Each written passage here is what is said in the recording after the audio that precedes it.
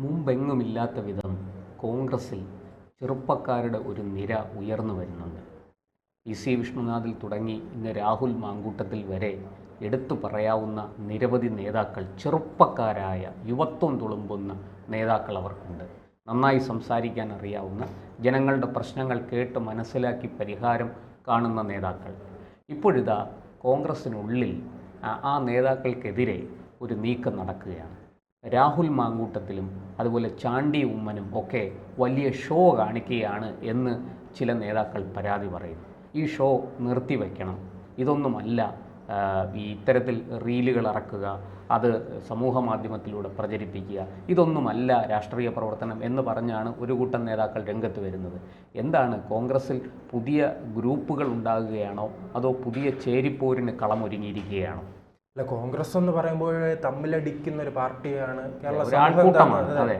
കേരള സമൂഹം കാണുന്നത്. അവിടെ ആരെങ്കിലും വളർച്ച കാണിക്കുകയാണെങ്കിൽ അവനെ ചവിട്ടി താഴ്ത്തുക. അത് തന്നെയാണ് നാം കുറച്ച് നാളുകളായി കണ്ടുകൊണ്ടിരിക്കുന്നത്. മുഖ്യമന്ത്രി സ്ഥാനാർത്ഥിയുമായി ബന്ധപ്പെട്ട് തന്നെ നാം കണ്ടിരുന്നു, ചേട്ടന്മാരുടെ അടി കണ്ടിരുന്നു. രമേശ് ചെന്നിത്തലയും വി.ഡി. സതീശനുമായി ബന്ധപ്പെട്ട് മേജർ ക്യാപ്റ്റൻ അടിയും, അതിൻ്റെ ഇടയ്ക്ക് പടയാളികളാണ് അതിനിടയ്ക്ക് മുല്ലപ്പള്ളി വരുന്നു.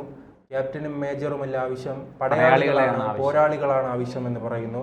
അങ്ങനെ ഈ മേജറും ക്യാപ്റ്റനും ചേട്ടനുമെല്ലാം തമ്മിലടിച്ച് നിൽക്കുമ്പോൾ ജനങ്ങൾക്കിടയിൽ ഇറങ്ങി കൃത്യമായി സമരം നടത്തുവാനും വോട്ട് പിടിക്കുവാനും യുവാക്കളെ തങ്ങളുടെ പാർട്ടിയിലേക്ക് എത്തിക്കുവാനുമുള്ള ഒരു ശ്രമമായിരുന്നു ഈ യൂത്ത് കോൺഗ്രസ് നടത്തിയത്. അത് നാം കുറച്ച് നാളുകളായി തന്നെ പരിശോധിച്ചാൽ മനസ്സിലാക്കും.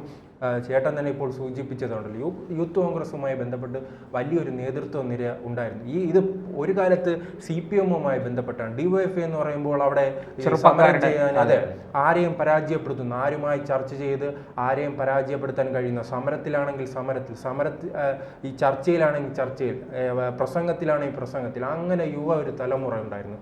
ആ തലമുറ നേതാക്കൾക്ക് ശേഷം ഇപ്പോൾ വന്ന നേതാക്കൾ നമുക്കറിയാമല്ലോ, എല്ലാം ചാവേറുകളാണ്. അവരെല്ലാം ഏതെങ്കിലും തോൽക്കുന്ന മണ്ഡലത്തിൽ പിടിച്ചു നിർത്തും. ഇതെങ്ങനെയാണ്? അതെ, തോൽപ്പിക്കുകയല്ല. ഞാൻ മറ്റൊരു കാര്യം പറയും, ഈ യുവാക്കൾ, എല്ലാ യുവാക്കളുടെയും ചരിത്രം പരിശോധിച്ചാൽ അറിയാം, അവർ അട്ടിമറിയിലൂടെയാണ് വളർന്നു വരുന്നത്. അതെ, ഏതെങ്കിലും ഒരു മുതിർന്ന നേതാവിനെ അട്ടിമറിച്ച് വളർന്നു വരും. പക്ഷെ അങ്ങനെ അട്ടിമറിക്കാനില്ല കഴിവില്ലാത്ത നേതാക്കളാണ് ഇവർ, DYFI നേതാക്കൾ. അപ്പോൾ നമ്മൾ പറയാം, അവരെ ചാവേറായിട്ട് പരാജയപ്പെടുത്താൻ വേണ്ടി കൊണ്ട് നിർത്തിയിരിക്കുകയാണെങ്കിൽ ഇവർക്ക് കഴിവുണ്ടെങ്കിൽ അവിടെ വിജയിച്ച് കയറാം.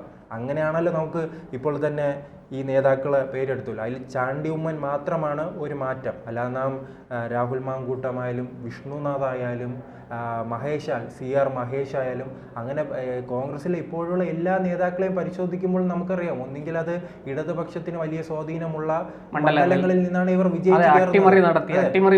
നമുക്കറിയാം. ഈ രാഹുൽ മാങ്കൂട്ടത്തിൽ തന്നെ ഏറ്റവും വലിയ പ്രതിസന്ധിയിലൂടെ ജയിക്കുകയാണ്. അവിടെ BJPക്ക് ഇത്രയും അടിത്തറയുള്ള പ്രതിസന്ധിയുള്ള ഒരു മണ്ഡലം, സ്വാധീനമുള്ള മണ്ഡലം വേറെ വിരളിൽ എണ്ണാവുന്നത് മാത്രമാണ്. ആ രീതിയിലാണ് അവരുടെ പാർട്ടി സംവിധാനം അവർ യൂത്ത് കോൺഗ്രസ് ചിട്ടപ്പെടുത്തിയിരിക്കുന്നത്. മറിച്ച് DYFI ആണെങ്കിലോ അവർക്ക് ജയിക്കാൻ കഴിയുന്നില്ല.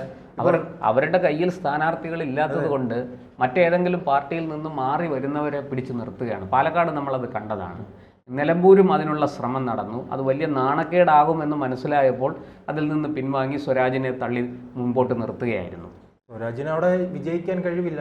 അല്ല, വിജയിക്കാൻ കഴിഞ്ഞില്ലെന്ന് മാത്രമല്ല, സാങ്കേതികമായിട്ട് നോക്കിയാൽ ആര്യാടൻ മുഹമ്മദിനോട് സ്ഥിരമായി തോൽക്കുന്ന കാലത്തും നിലമ്പൂരിൽ CPM ഏതാണ്ട് ഒരു 45% വോട്ട് പിടിക്കുമായിരുന്നു. ഇപ്പോൾ ഇത്രയും വോട്ടുകളുടെ എണ്ണം വർദ്ധിച്ചിട്ട് പോലും 37% വോട്ടുകൾ മാത്രമേ സ്വരാജിനവിടെ പിടിച്ചെടുക്കാൻ സാധിച്ചുള്ളൂ. ബഹുഭൂരിപക്ഷം വോട്ടും ഈ ആര്യാടൻ ഷൗക്കത്തിനും അതുപോലെ കുറേ വോട്ടുകൾ നമ്മുടെ അൻവറും കൊണ്ടുപോയി. അതാണ് CPM-ന്റെ അടിത്തറ ഇളക്കുന്ന. അടിത്തറ എന്തുകൊണ്ട് ഇളകുന്നു? ഈ DYFI നേതാക്കളുടെ അഹങ്കാരം. എല്ലാം തികഞ്ഞവരാണ്, ഞങ്ങളുടെ കയ്യിൽ അധികാരമുണ്ട്. പണ്ട് ജനങ്ങൾക്കിടയിലായിരുന്ന നേതാക്കൾ ഇന്ന് ഈ വാഹനങ്ങളിലൂടെ യാത്ര ചെയ്യുന്നത് മാത്രമാണ് ജനങ്ങൾ കാണുന്നത്. ആ രീതിയിലേക്ക് കമ്മ്യൂണിസ്റ്റ് പാർട്ടി മാറിപ്പോയിട്ടുണ്ട്. പണ്ട് നമുക്കറിയാം, പാർട്ടി ഗ്രാമങ്ങളിൽ ഉൾപ്പെടെ ഒരു മരണം വന്നാലും കല്യാണം വന്നാലും അവിടെ ആദ്യം ഓടിയെത്തുന്ന സഹാക്കളായിരുന്ന ഒരു കാലമുണ്ടായിരുന്നു. അതിൽ നിന്നും മാറ്റം ഉണ്ടായപ്പോഴാണ് ഈ പ്രതിസന്ധി. ഇപ്പോൾ സഹാക്കൾ മക്കളെല്ലാം ദന്തഗോപുരങ്ങളിലാണ്. ആ പ്രതിസന്ധി ഉണ്ടാകുന്നത്. മറിച്ച് പക്ഷെ സമരങ്ങളിലൂടെ തന്നെ, അറിവിലൂടെ തന്നെ ഈ യൂത്ത് കോൺഗ്രസിന്റെ നേതാക്കൾ ജനങ്ങൾക്കിടയിലുണ്ട്. പക്ഷെ ആ ജനങ്ങൾക്കിടയിൽ നിൽക്കുന്ന നേതാക്കളെ വെട്ടാൻ എന്തായാലും DYFIക്കാരും CPMക്കാരും ആവശ്യമില്ല. സ്വന്തം പാർട്ടിയിൽ തന്നെ ആൾക്കാർ ഉയർന്നു വരികയാണ്. നമുക്കറിയാം, ഇപ്പോൾ 2 പ്രധാനപ്പെട്ട നേതാക്കൾക്കെതിരെയാണ്, യുവ നേതാക്കൾക്കെതിരെയാണ് മുതിർന്ന നേതാക്കൾ രംഗത്തെത്തിയിരിക്കുന്നത്. ഒന്ന് രാഹുൽ മാങ്കൂട്ടമാണ്. രാഹുൽ മാങ്കൂട്ടത്തെക്കുറിച്ച് നമുക്കറിയാം, യൂത്ത് കോൺഗ്രസിന്റെ പ്രസിഡന്റാണ്. കുറച്ചു നാളുകളായി തന്നെ യൂത്ത് കോൺഗ്രസിനെ തെരുവിൽ ഇറക്കി പോരാട്ട സംഘടനയാക്കി മാറ്റുന്നതിൽ രാഹുൽ മാങ്കൂട്ടം വിജയിച്ചിട്ടുണ്ട്. അതിന്റെ തെളിവാണ് അദ്ദേഹത്തിന് ലഭിച്ചിരിക്കുന്ന MLA വിജയം. MLA സ്ഥാനത്തിൽ അദ്ദേഹം വിജയിച്ചു കയറിയത് എന്താണ്? അദ്ദേഹം വളരെ ചുരുങ്ങിയ കാലം കൊണ്ട് തന്നെയാണ് ഈ യൂത്ത് കോൺഗ്രസിന്റെ പ്രസിഡന്റായി വരുന്നതിന് ശേഷമാണ് അദ്ദേഹം വിവാദങ്ങളിൽ നിറയുന്നു, മാധ്യമങ്ങളിൽ നിറയുന്നു. അങ്ങനെ പാലക്കാട് സ്ഥാനാർത്ഥിയാകുന്ന ജനങ്ങൾ ജയിപ്പിക്കുന്നു. ചാണ്ടി ഉമ്മനെതിരെ വലിയ വിമർശനങ്ങളായിരുന്നു തുടക്കമുണ്ടായിരുന്നത്. അച്ഛന്റെ മകനാണ്, അച്ഛന് പിന്നിൽ നിൽക്കുന്നതാണ്, ആ രീതിയിൽ വിമർശനം ഉണ്ടാകുകയും കൊണ്ടാണ് ജയിച്ചത്. അതിന്റെ എല്ലാ മറുപടി നാം നിലമ്പൂരിൽ കണ്ടു. നിലമ്പൂരിൽ 3500-ലധികം വീടുകളിൽ അദ്ദേഹം നേരിട്ടെത്തി കൃത്യമായി തന്നെ വോട്ട് പിടിക്കുന്ന സാഹചര്യം ഉണ്ടായിരുന്നു. ആ 2 നീക്കങ്ങളും കണ്ടപ്പോൾ രാഹുലിന്റെ ഈ മുന്നേറ്റവും ഈ ചാണ്ടി ഉമ്മന്റെ ഈ വേഗതയും, ഈ അച്ഛന്റെ വേഗത തന്നെയല്ലേ, അതിവേഗം ബഹുദൂരം, അത് ചാണ്ടി ഉമ്മന് ലഭിച്ചു എന്ന് ഈ മുതിർന്ന നേതാക്കൾ അറിഞ്ഞപ്പോൾ, ഇപ്പോൾ കോഴിക്കോട് കോട്ടയവുമായി ബന്ധപ്പെട്ടാണ് അതിൽ ഏറ്റവും വലിയ വിമർശനം. മെഡിക്കൽ കോളേജ് വിഷയത്തിൽ ചാണ്ടി ഉമ്മൻ അതിശക്തമായ നിലപാടുകളുമായിട്ട് രംഗത്ത് വന്നു. ശക്തമായ നിലപാട് എടുത്തപ്പോൾ വിമർശനം ഉന്നയിക്കുന്നതാണ് അവിടെയുള്ളതിന് തിരുവഞ്ചൂർ രാധാകൃഷ്ണൻ അടക്കമുള്ളവർ വിമർശനം ഉന്നയിക്കുകയാണ്.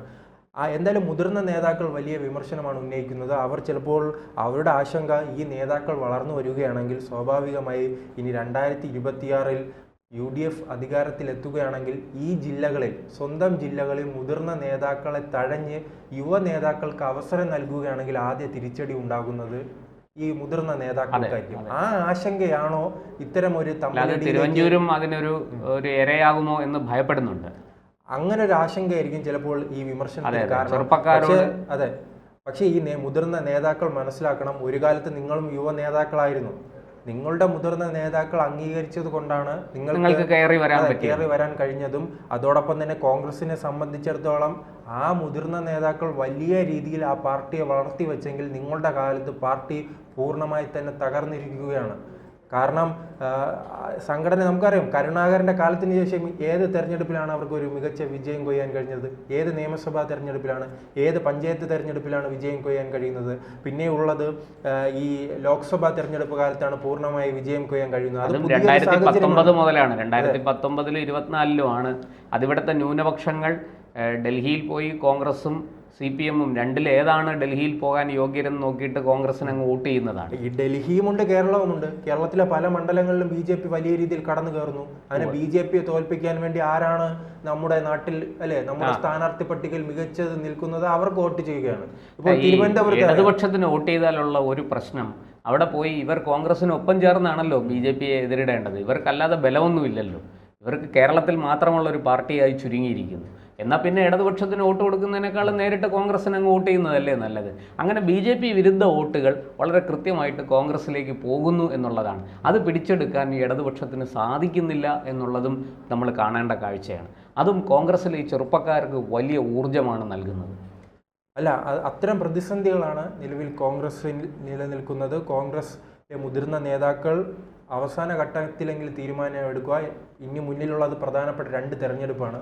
ഉള്ള യുവ നേതാക്കൾ പണിയെടുത്തുകൊള്ളും. അപ്പോൾ എങ്ങനെയെങ്കിലും MLA ആയി ജയിച്ചതെങ്കിലും പാർട്ടിയെ നിലനിർത്താൻ, അല്ലെങ്കിൽ ഈ നേതാക്കളുടെ കാലശേഷം പാർട്ടി തന്നെ കാണൂല, ആ രീതിയിലേക്ക് മാറുകയാണ്. ഉദാഹരണം, അവർ ഈ വാളയാർ അതിർത്തി കഴിഞ്ഞ് തമിഴ്നാട്ടിൽ പോയി നോക്കിയാൽ കാമരാജ് അടക്കമുള്ള, പണ്ട് കാലത്ത് കോൺഗ്രസ് കാമരാജ് അടക്കമുള്ള നേതാക്കളെ വളർത്തിയെടുത്ത ഒരു മണ്ണാണത്. പക്ഷെ ഇന്ന് അവിടെ കോൺഗ്രസ് പേരിന് പോലും ഇല്ല എന്നുള്ളതാണ്, അവശേഷിക്കുന്നില്ല. കല്ലോട് കല്ല്, മണ്ണോട് മണ്ണ് കോൺഗ്രസ് അവിടെ കഴിഞ്ഞു. ആ അവസ്ഥ വരാതിരിക്കണമെങ്കിൽ സ്റ്റാലിന്റെ ദയാവായ്പിൽ അവിടെ 2 സീറ്റ് കിട്ടുന്നു എന്നേ ഉള്ളൂ. ആ അവസ്ഥ കേരളത്തിൽ വരാതിരിക്കണമെങ്കിൽ ഈ നേതാക്കൾ, മുതിർന്ന നേതാക്കൾ മൗനം പാലിച്ച് യുവ നേതാക്കൾക്ക് അവസരം അവരെ പ്രോത്സാഹിപ്പിക്കണം. അല്ലാതെ അവർ ചെയ്യുന്നത് ഷോ എന്നാണ് പറയുന്നത്. എന്ത് ഷോ ആണ്? റീൽസ് എടുക്കുന്നു. ഇതൊക്കെ ഒരു കാലത്ത് കാലത്തിനനുസരിച്ച് മാറണ്ടേ? ഇവർ ചെറുപ്പക്കാരായിരുന്ന കാലത്ത് അന്ന് സോഷ്യൽ മീഡിയയും പിന്നെ ഇൻസ്റ്റാഗ്രാമും ഫേസ്ബുക്കും ഒന്നും ഇല്ലായിരുന്നു. അന്നുണ്ടായിരുന്നെങ്കിൽ ഇവരും ഇതൊക്കെ തന്നെ ചെയ്തേനെ. അല്ല, പണ്ട് കാലത്ത് ചുവരെഴുത്ത് എഴുതും എന്ന് പറഞ്ഞാൽ ഇപ്പോൾ മത്സരിക്കുന്ന നേതാക്കൾ ചുവരെഴുത്ത് മാത്രമുണ്ടോ? ഇപ്പോൾ കണ്ടിട്ടില്ലേ ശശി തരൂർ, അദ്ദേഹം പുസ്തകം വായിക്കുന്നു അല്ലെ, ചരിഞ്ഞിരിക്കുന്നു, മലർന്നിരിക്കുന്നു, കംപ്ലീറ്റ് റീലുകളാണ്. അല്ല, നമ്മൾ ഈ പോസ്റ്ററുകളൊക്കെ തന്നെ കണ്ടിട്ടില്ലേ പുതുതായി? അത്രയും പണ്ട് കാലത്ത് വെറും ചുവരെഴുത്തുകൾ മാത്രം. അവിടെ നിന്ന് മാറി ഇപ്പോൾ കണ്ടില്ലേ റീൽസിനെല്ലാം വെല്ലുന്ന പോസ്റ്ററുകളാണ് ഇരിക്കുന്നത്. കാരണം ഈ ശശി തരൂരെല്ലാം കണ്ടിട്ട് പുസ്തകം വായിച്ചുകൊണ്ടിരിക്കുന്നു. ആ രീതിയിലേക്കെല്ലാം മാറ്റം വന്നിട്ടുണ്ട്. മാറ്റം അനിവാര്യമാണ്. അത് ഉൾക്കൊള്ളാൻ ഈ മുതിർന്ന നേതാക്കൾ തയ്യാറാകണം.